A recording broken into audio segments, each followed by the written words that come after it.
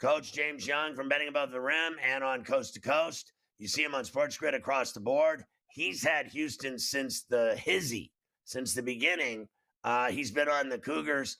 I certainly would never disagree with him on anything, let alone their defense. I had all four number ones going to the Final Four. They did. I had Houston in the 5, but I had Duke winning, and I had Auburn winning. So I ate it there. So tonight you're all over Houston, obviously, to finish this off. It's a dangerous team they're playing, obviously.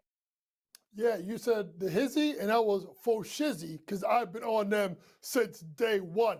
Listen, styles are going to make fights. And to me, the most pivotal thing, Scotty, is going to be the referees. How do they dictate this game? You know it, and I know it. We're old men. You get us playing against some kids. What are we going to do, Pharrell? Every time they come in lane, we're gonna check them through the lane. We're gonna make sure they feel us. That's the way Houston wants to play. They want to play physical. They want to use their strength. They're also, Pharrell, one of the best conditioned teams I've ever seen. You kind of saw that play out. I'm sure we'll get into the Duke game a little bit, but I've been on Houston since day one. I just think this is different than a typical Calvin Sampson team where it used to be give it to Jamal Shed, get out of the way. Give it to Marcus Sasser, get out of the way.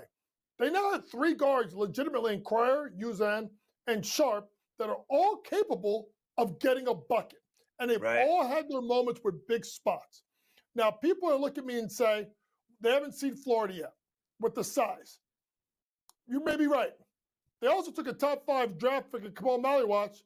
Look, and Chop Suey would have got more rebounds than that kid on Saturday night. And we know Chop don't like to bang the board. She just likes to hit He was threes. awful. I thought that kid was awful. He looked like a toothpick out there. Oh, because you know why, Pharrell? It was grown man ball. Grown man just banging his ass out of there saying, you're not getting any rebounds, dude.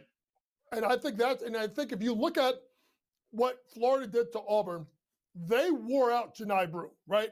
You know, with the 3 bigs, constantly rotating those 3 bigs on Janai. Well, Houston's got 3 bigs just as good, if not better than Florida's bigs. May not be as tall, but way more physical and excellent at protecting the rim. It's going to come down to the guard play. And although Walter Clayton Jr. is probably the best guard of the 2 teams, I wouldn't disagree with that. You could argue the 3 best guards after that all are on Houston's side. I also get the advantage of Calvin Sampson on the sideline. And because of that, I like Houston to cut down the nets tonight in San Antonio. And you like it to stay under because of the defense, because it's not like Florida's shabby either. They shut down Auburn. Yeah, absolutely. Listen, Pharrell, this is going to be a half-court game. Number one, Pharrell, there's no better team in college basketball, you know this, that gets you to play their way. I mean, you just think about it. Like, even when you press, and you watch it on Sunday with Tennessee, even when you press these guys, they still break the press, and they don't get sped up. They get into their offense. It's going to be a half-court game, and I think Florida, as much as people think about their great offense, they're just as comfortable playing that half-court game as well because of their propensity to attack the boards. Now, do they want to get out and run? Yes. A guy like Elijah Martin wants to get out in passing lanes, get steals, get dunked. That's their transition game. But besides that, Pharrell, this is a half-court game. And the more half-court game this is, the more that it predicates to Houston. I don't think Houston can win the game going over, but I know they can win the game going under. You know, I got to be honest with you. I thought in the half court that Florida didn't turn the ball over against Auburn. Like, they just maintained. They kept bringing in guys that were controlling the ball, getting the ball to the right guys in their hands, not screwing it up, despite the pressure that Auburn, and they were a football team playing basketball. They were physical, but it didn't phase Florida. That was amazing to me that, they didn't really screw it up. And then I got to ask you, I know you're high on Houston, and with respect, I am too. They're great defensively, but there's no way you could tell me that you thought they would score 1 basket in 10 and a half minutes. Like, I have never in my life seen a team that good that good, not score more than one basket in 10 and a half minutes. I've Yeah, never seen it before. and, I've never seen it. and the one basket they hit was the Cooper flag 364-55 on the wing ball screen, pick and pop, wing three, and you thought it was over. Pharrell, they put on a masterclass of defense, but Duke showed their problems. Look at all the games they lost, Pharrell. Close down the stretch. And I thought numerous times, number one, the biggest point of the game no one's talking about was Cryer, Uzan. 3-3-3 to end the first half. Because it gave them a little bit of momentum and juice Right. being down 6 at the break. Right. But even down 11 or 12 or 14 in the second half, I thought John Shire, especially the last 6 minutes, was so concerned with bleeding the clock that I think they got out of what they were able to do, right? And I thought that Houston started to pick up momentum as the game got closer. You saw them loosen up. You saw Duke tighten up. That's why when you looked at those games with Houston, those 3 overtime losses come to play right there, Pharrell, because they've been in a moment numerous times. Duke had not. I also think at the end of the day, John Shire was thoroughly out coached. He had no press break. He wasn't prepared for a press. Like, that's how crazy. He was not prepared to get pressed by Houston because Houston don't press. But Houston doesn't need to press. They just need to pick you up full court, right? Zion James had no business taking the ball out of bounds. I don't know what. It should have been Cooper flag. Yeah, Throw but it in, what's get the it back. difference? What's the difference in that for our viewers and listeners? The difference between the press or the full court. Yeah, it's just about disruption. It's about disruption. They were trying to be disruptors a little bit more to full court to try and get Duke to maybe throw the ball around the gym because of a nervous energy. Simply put, what they should have done, Cooper Flag should have took the ball out of bounds, get it to Pride or Knipple, then get it back. Now it's him and Roberts, 101, shell drill, full court, sight line to see over the defense. That's what I would have done. It was wrong to have this kid take out of bounds. But the biggest problem is that last play should have been top of the key, let Cooper Flag go on the run, put Maliwatch in the dunk spot, 2 guys on the wing for shooters. The defense was loaded up. Cooper had no choice but to shoot a fadeaway.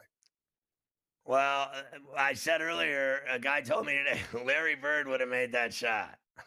And he ain't no Larry Bird. No offense. He's good, but he ain't that good. So I went to the Garden last night to see the Knicks, and I sat behind the basket, and I got to tell you, the thing I was most impressed with was Anunoby. He's taken his game to another level. I don't know what's gotten into him, but he is now, attacking the rim and getting the ball. And you remember when he would just like stand on the wing or in the corner and shoot that 3 and do nothing? Like, somebody's gotten through to him that he's a monster.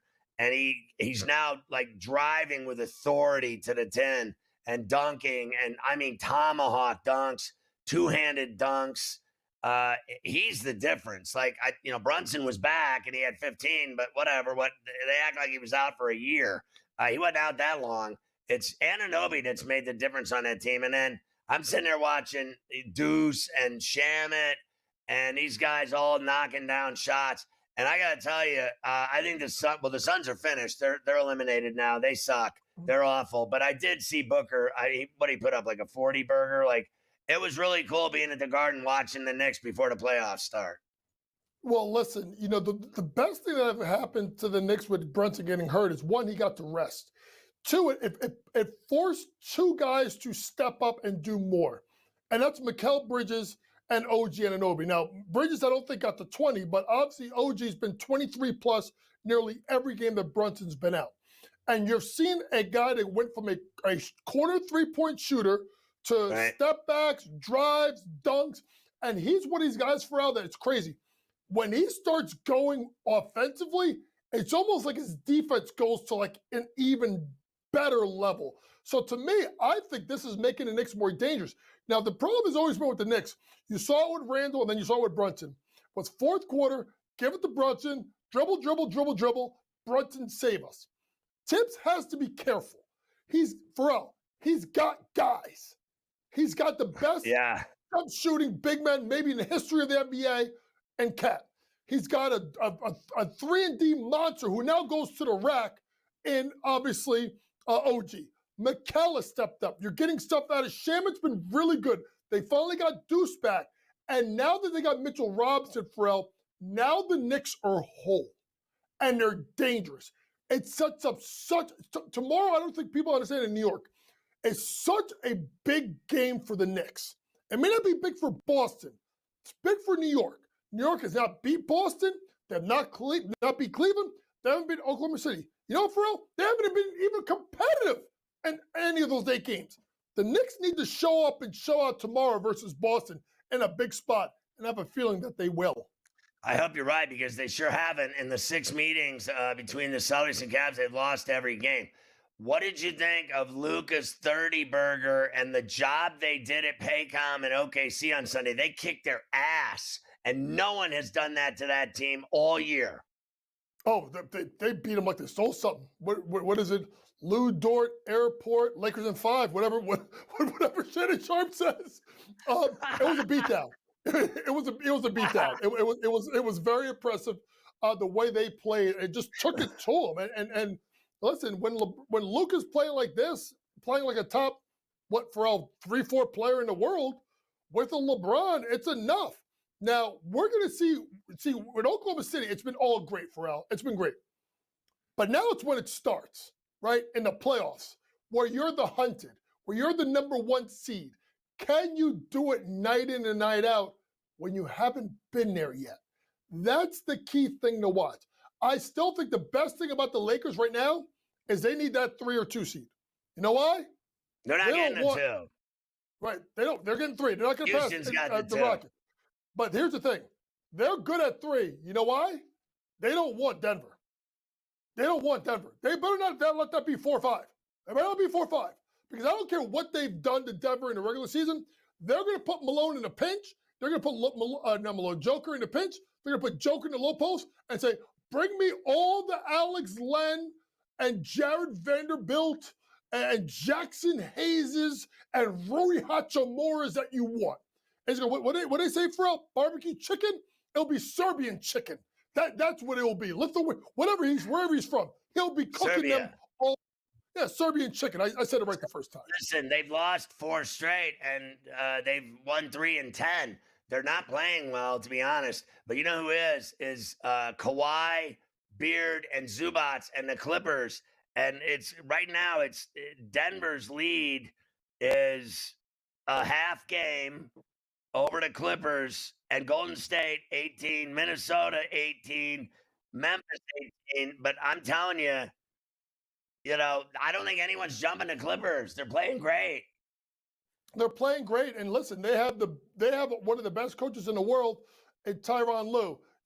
But you know what it is, Pharrell?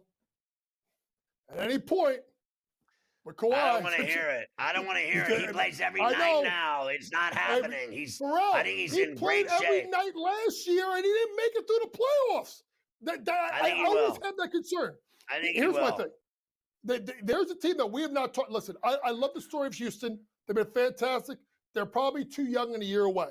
We'll see about Oklahoma City. Pharrell, the team I want everybody to watch, maybe think I'm crazy, is Minnesota. Of course. Because with that team, with Ant-Man, with that experience, with McDaniels, with Big Rudy at the center, where the game slows down, now you're going to have to depend on Julius Randle in the playoffs. They're hot. But they're hot. They're hot. And they're a team that you don't want to see in the playoffs. Right now, let me ask you something. If 2-7 is Houston and Minnesota, I don't know about you. I love Houston. I'm taking Minnesota in that 7-game series. What did you think of Draymond Green losing his mind again against Şengün? He's a D.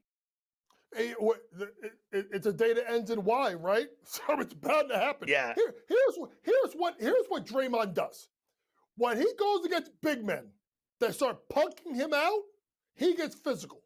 And now he messed with baby Joker. And the best part about it is, shout out to Ime Udoka for talking all that ish. He should have done it.